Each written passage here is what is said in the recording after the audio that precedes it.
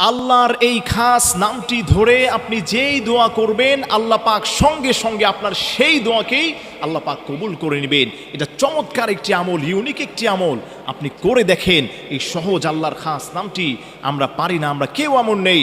আল্লাহর সেই খাস নামটি হলো আনতাল মান্নান, ইয়া মান্নানু। আপনি এভাবেও পড়তে পারেন, ইয়া মান্নানু, হে অনুগ্রহ দাতা। আনতাল মান্নান, তুমি অনুগ্রহ দাতা। আপনি এভাবেও পড়তে পারেন। মান্নান শব্দের অর্থ হচ্ছে অনুগ্রহদাতা। আল্লাহর এই খাস নামটি পড়ে যে যেই দোয়া করবে, হাত উঠাতে দেরি।